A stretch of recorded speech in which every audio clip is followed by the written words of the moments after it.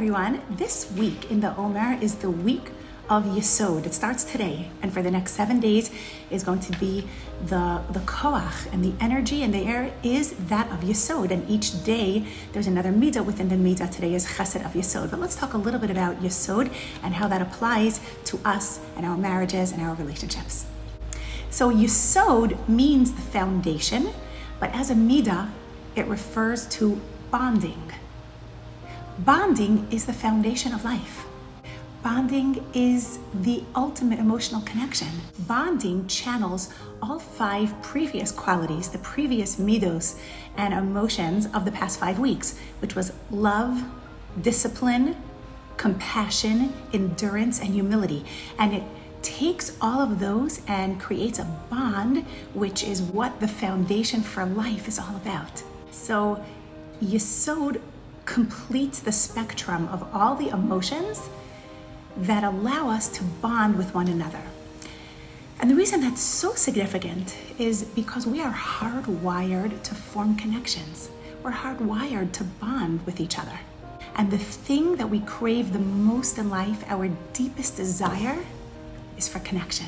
So I want to talk for a minute about attachment theory. And that is that a young child's attachment with their primary caregiver is what defines their attachment style in their adult relationships.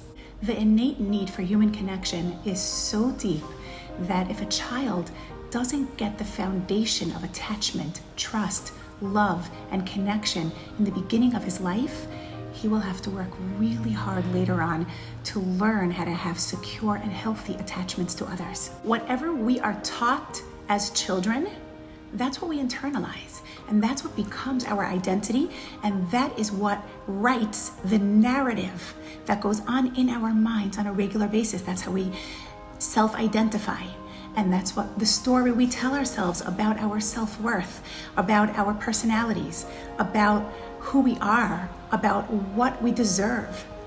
And that's the narrative that we replay over and over again. It is all about what we experience as a child and how we internalize it. The good news is we are in charge of that narrative.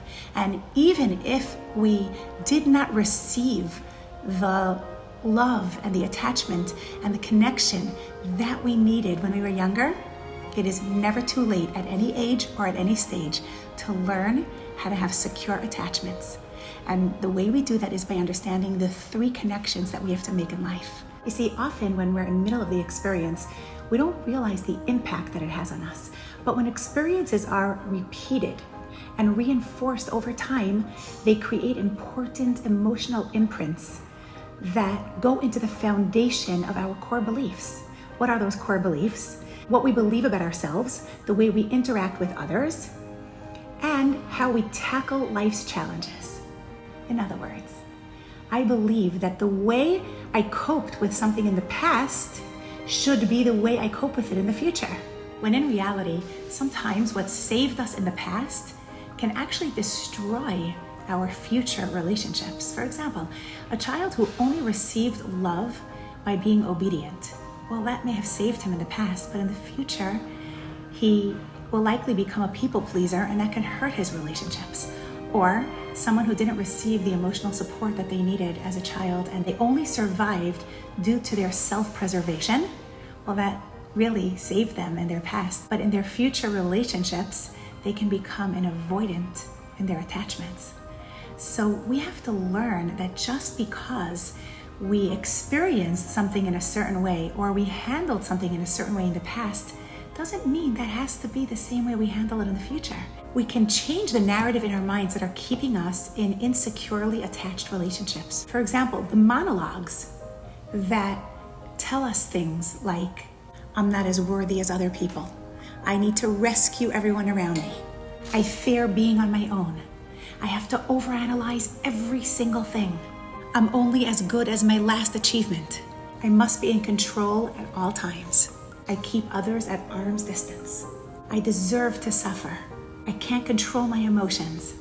But if you can switch those thoughts to securely attached narratives, you will tell yourselves these 4 statements. I believe in myself, and I like myself. I could handle whatever comes my way. I got this. I can affect positive outcomes in my life. I deserve it, and I could make it happen. I can be an independent person, and yet I can also rely on other people too. These are the 4 statements of securely attached people. Now, once we become securely attached with ourselves, and we develop a secure attachment with Hashem, because we know that Hashem believes in us, and Hashem will help us handle anything that comes our way, and Hashem can always create positive outcomes for us in our lives, and we could be independent, and we still rely on Hashem.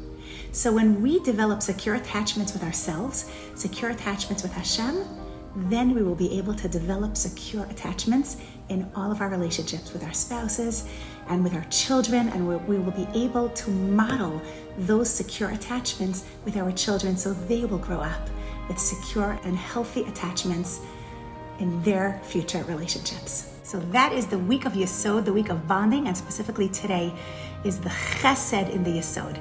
Let's start with that kindness towards ourselves, believing in ourselves, loving ourselves, knowing our strengths, knowing who we can be, and allowing ourselves to flip the switch in our minds to realize that the pain that I experienced was not my fault, but the healing that I can experience is my responsibility.